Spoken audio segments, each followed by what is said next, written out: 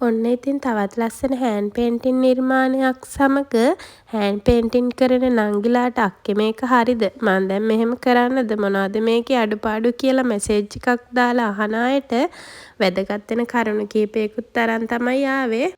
අංක 1 මුලින්ම මැටීරියල් එකේ කලර් එක නිර්මාණයේ කලර් එක කැපී පෙනෙන ආකාරයට මැච් කරගන්න ඕනේ අනිවාර්යයෙන්ම. නැත්නම් ඔයාලගේ අවුට්පුට් එක ලස්සන අවුට්පුට් එකක් එන්නේ නැහැ ඉතින්. අංක 2 කාබන් කොලේ තියලා නිර්මාණය කොපි කරගන්න අය අනිවාර්යෙන්ම ලියවෙන්නේ නැති පෑනක් පාවිච්චි කළ යුතුයි. ඒ වගේම අත තද කරලා නිර්මාණය අඳින්න එපා. මොකද ලා පාටකින් නිර්මාණය පාට කරනවා නම් ඒ තින්ත පාර පේන්න ගන්නවා. තද පාටකින් නම් ගැටලුවක් නැහැ. කොහොම නමුත් අත තද කරලා අඳින්න පුරුදු වෙන්න එපා. අත ලාවට තියාගෙන නිර්මාණය කොපි කරන්න පුරුදු වෙන්න.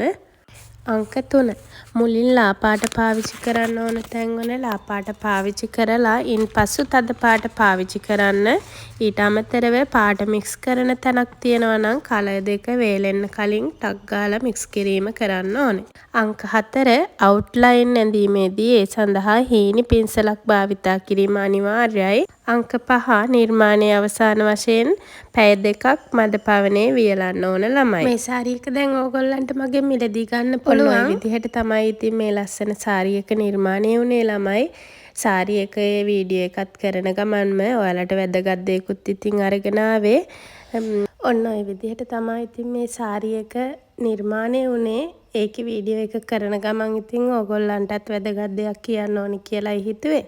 අලුත් වීඩියෝ එකක් අරන් ආයෙත් එන්නම්. අනිත් අයටත් බලන්න එහෙනම් ෂෙයා කරන්න අනිවාර්යයෙන්ම. ඒ වගේම වැදගත් දෙයක් ඔයාලගේ ජීවිතේට ලැබුණා නම් ලස්සන කමෙන්ට් එකකුත් දාගෙන යන්න. එහෙනම් ඉතින් අහන් හිටියට බලන් හිටියට ස්තුතියි.